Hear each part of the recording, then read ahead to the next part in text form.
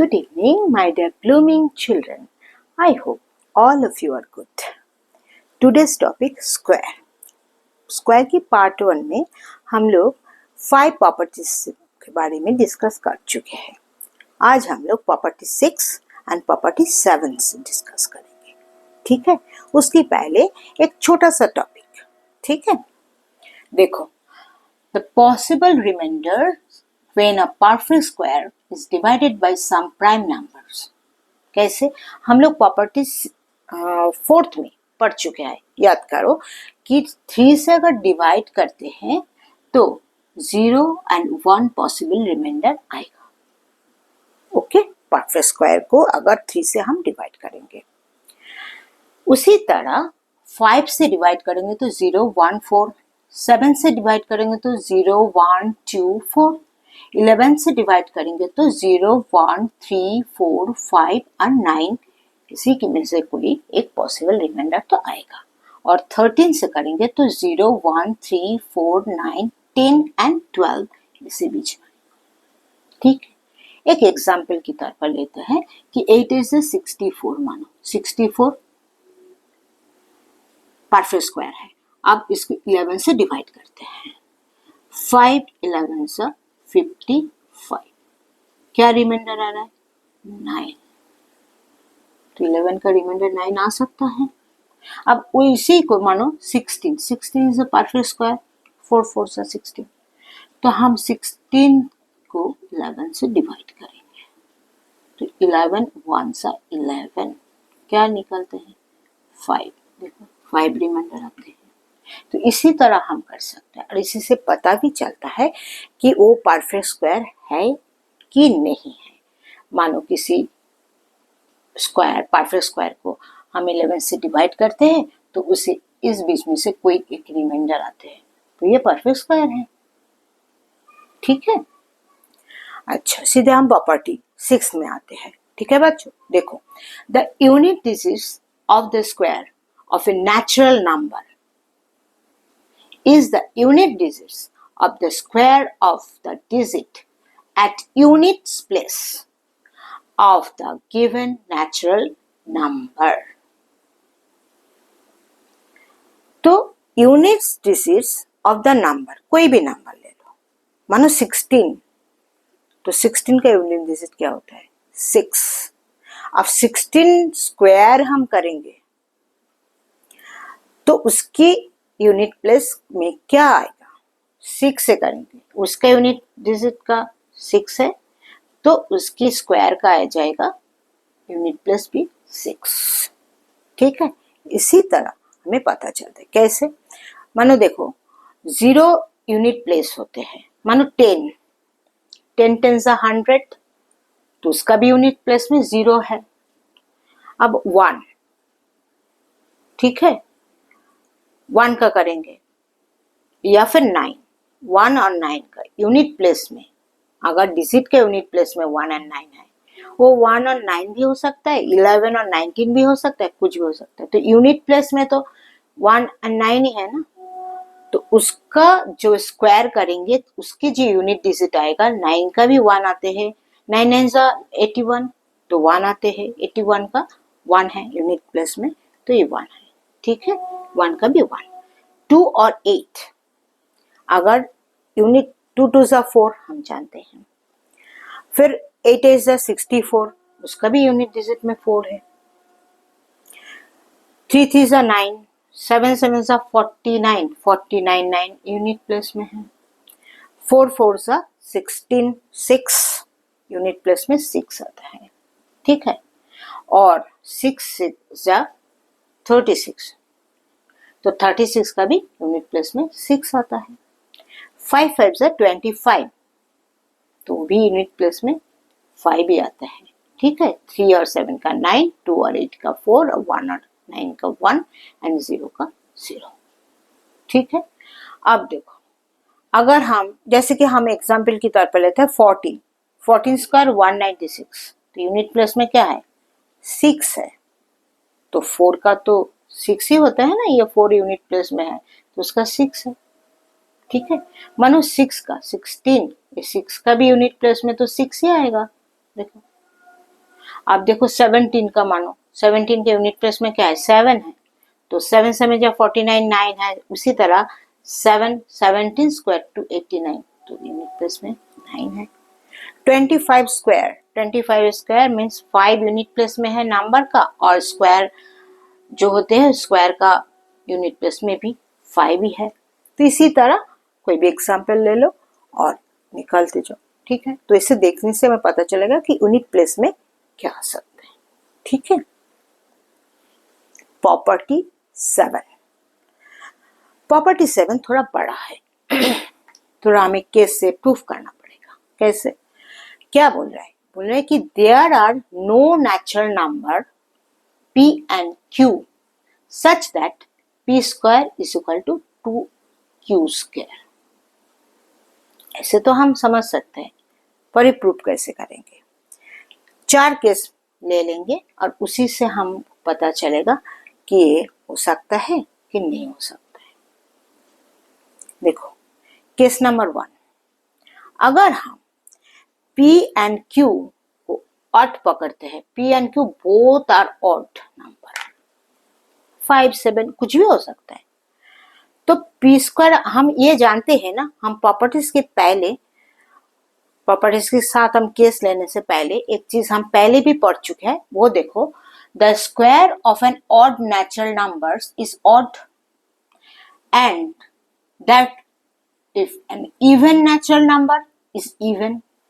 कैसे, मानो 7 7 जा कितना है, 7 तो ऑड नंबर है, तो 7 7 जा 49, तो 49 ऑड नंबर है। और मानो 2 2 जा 4 या 4 4 जा 16, तो ये इवन है और स्क्वायर भी इवन ही आते हैं, ठीक है। तो उसी हिसाब से अगर हम p and q are odd, then p square and q square are also odd, ठीक है। But 2q square is even.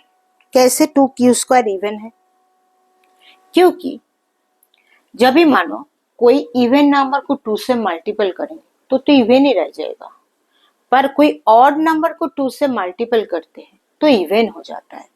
कैसे, मानो ऑड नंबर 3, इसे हम 2 से मल्टीपल करते हैं 6, ये इवन हो जाते हैं, है ना। तो इसीलिए 2 से अगर हम किसी का स्क्वायर भी करते हैं, मानो q is an odd number 3, तो 3 इंटू 3 इसका स्क्वायर है तो 9, 9 इंटू 2 करेंगे तो 18 आते हैं। तो 18 also is odd number, even number ना, 18 even number, then 2q square even number, कुछ भी ले लो, समझ में आया। तो q स्क्वायर भले ऑड हो पर 2q स्क्वायर तो इवन, तो और p square odd, p square odd और 2q स्क्वायर इवन, ये तो पॉसिबल नहीं है। p square is equal to 2q square is not possible, ठीक है। केस 1। अब देखो केस 2, केस 2 में p is odd and q is even, p is odd and q is even, ये भी तो हम ऐसे ही बोल सकते कि नहीं, क्योंकि p is odd means p square is odd and q is even means q square is even, और इवन को अगर हम 2 से मल्टीपल करते हैं वो भी इवन ही हो जाता है ना। तो यहाँ पर भी देखो, एक ऑड है एक इवन है, दिस इज नॉट पॉसिबल।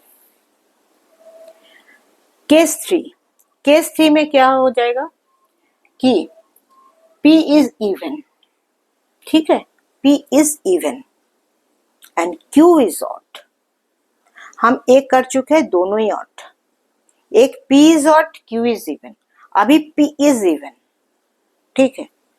तो p contains 2 as a factor, कोई भी इवन नंबर को ले लो, उसका एक फैक्टर तो 2 आएगा।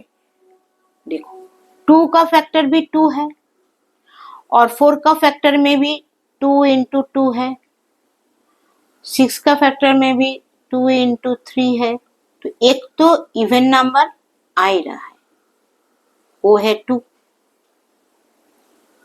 ठीक है। दैट मीन्स p अगर इवन है तो p कंटेन्स 2 एज ए फैक्टर। अब देन पी स्क्वायर की कंटेंट में क्या आएगा, 2 स्क्वायर, दैट मीन्स 4, है ना।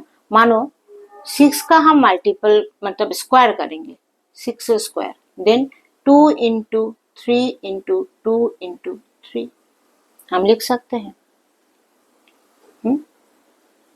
तो यहाँ पर 2 2 2 2 सा 4, 2 square and 4. That means p square contains 2 square means 4 as a factor. और ये जो 4 है, 4 as the smallest even factor of p square. 4 is the smallest even factor of p square. ठीक है। अगर q is odd, then q square is odd as per this. Odd. Then 2q square contains, अगर हम 2q square करेंगे तो आप बोलोगे कि भाई 2q स्क्वायर करेंगे तो इवन ही हो जाएगा, ये भी इवन है वो भी इवन हो जाएगा। नहीं, रुको, इधर देखो 4 है smallest even factor p square का, पर 2q स्क्वायर करेंगे, मानो q 7 एज्यूम कर लेते हैं, तो q square mean 7 into 7।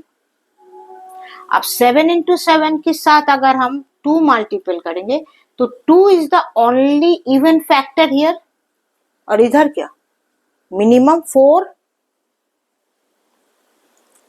As the smallest even factor of p square, और इधर q स्क्वायर के साथ 2 ओनली इवन फैक्टर्स, तो ये भी पॉसिबल नहीं है। ठीक है, इधर भी p square is equal to 2q square ये फुलफिल नहीं कर रहे हैं। अब फोर्थ केस, दोनों को हम इवन मान लेते हैं, p भी इवन q भी even, both are even, then p and q both contains 2 as a factor. हम जानते हैं कि इवन का एक मिनिमम फैक्टर तो 2 होता ही है, तो इवन का मिनिमम फैक्टर मानो ये 6 को ही बोले ना, तो एक मिनिमम फैक्टर तो 2 होता है, 2 का भी है 2 इंटू 1, दैट मीन्स 2 होते हैं। ठीक है, तो 2 एज ए मिनिमम फैक्टर, एक तो both contains 2 as a factor. Let d is equal to HCF of p and q। मान लो कि d एक है जो p और q का HCF है, तो हम ये लिख सकते हैं कि p is equal to d into dx and q is equal to dy। मानो दो अलग अलग डिजिट है, तो एक कॉमन फैक्टर d है जिसका HCF। ठीक है, इधर ऐसे हो सकता है कि 6, इधर हो सकता है 8, हो सकता है। ठीक है, तो मानो इधर 8 है और इधर 6 है, p होते हैं 8 एंड q होते हैं 6 मान लो, तो उसमें एक कॉमन फैक्टर तो 2 आ ही रहा है ना, तो मानो ये d जो है ये 2 है, एग्जाम्पल की तरफ, पर यह हम लोग वेरिएबल लेके करेंगे, कोई पर्टिकुलर नहीं। ये हम समझाने के लिए बस बोले। For some natural numbers x and y having one common factor other than 1, क्योंकि इधर कॉमन फैक्टर एक d है, जहां पर हम बोले कि 2 एक कॉमन फैक्टर है, तो इसी तरह d एक common factor x and y का, x and y natural number है और इसका कॉमन फैक्टर मानो d है, दैट मीन्स 1 के अलावा भी एक, अदर देन 1 छोड़ के भी एक कॉमन फैक्टर है d। अब इसको हम ऐसे देखते हैं, ठीक है, देखो, तो हम ये बोल सकते हैं कि ये फॉर्मूला ले लेते हैं, ये जो बोले हैं कि ये फॉर्मूला नहीं, बस ये बोल दे p square is equal to 2q square, ये हमें प्रूव करना है ना, तो p square is equal to 2q square, बस p की जगह हम dx रख देते हैं और q की जगह dy, तो dx whole square is equal to 2 dy whole square, then d square x square, इधर 2 into D square Y square. अब डी स्क्वायर तो इनवैल्यूट हो जाए, अभी क्या है, X square is equal to 2 Y square, that means इधर डी तो है नहीं, नहीं है ना, तो कॉमन फैक्टर तो गया। अब क्या रह गया? 1 1 कॉमन फैक्टर है, जिसका भी कॉमन फैक्टर 1 ही होते हैं और कुछ तो है नहीं कॉमन। तो अब क्या करें? That's means since x and y have no common factor other than 1, at least one of x and y is odd. या तो x odd होगा या तो y, दोनों को हम इवन नहीं बोल सकते। इनमें से कोई एक ऑब्वियसली ऑड होगा ही होगा, ठीक है, होना है एक को ऑड। तो पहले हम देख चुके हैं कि अगर इवन और ऑड होते तो कभी भी ए फुलफिल नहीं होते, मतलब P square is equal to 2q square is not possible. Case 1 में भी देखे, केस 2, केस 3 में हम पहले भी देख चुके हैं। तो इधर भी तो वही आ गया ना, एक ऑड एक इवन। एक तो ऑड है क्योंकि उसका कॉमन फैक्टर ओनली 1 ही आ रहा है और कोई नहीं। तो hence p square is equal to 2q square is not possible as we have proved first 3 cases. Hence हम ये बोल सकते हैं there can be no natural numbers p and q such that p square is equal to 2q square.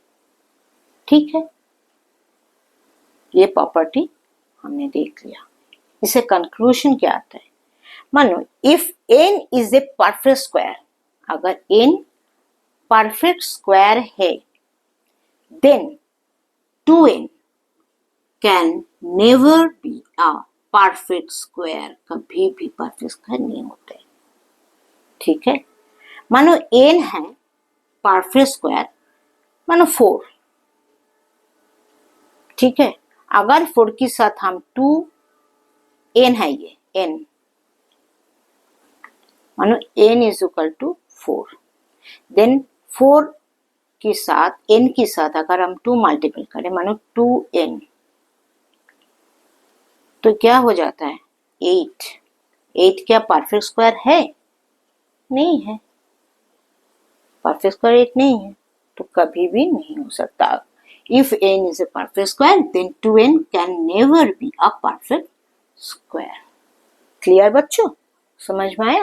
अभी बाकी next video में हम देखेंगे, उसके बारे में डिस्कस करेंगे कि प्रॉपर्टी 8, 9 एंड 10, 3 प्रॉपर्टी है, उसको हम डिस्कस करेंगे। बच्चों ये वीडियो आप लोगों को अच्छे लगते हैं तो एक लाइक और शेयर जरूर कर दो, दोस्त लोगों को थोड़ा मदद मिल जाएगा बेटा, ठीक है। और सब्सक्राइब कर लो, और जो ये पूरी जो नोट्स है ये आप लोगों को टेलीग्राम चैनल पे मिल जाएगा। टेलीग्राम चैनल का जो लिंक है वो मेरे डिस्क्रिप्शन बॉक्स में दे दिया गया, ठीक है बच्चों। आज के लिए इतना ही, अच्छे रहो, खुश रहो बेटा, ओके, टिल देन बाय।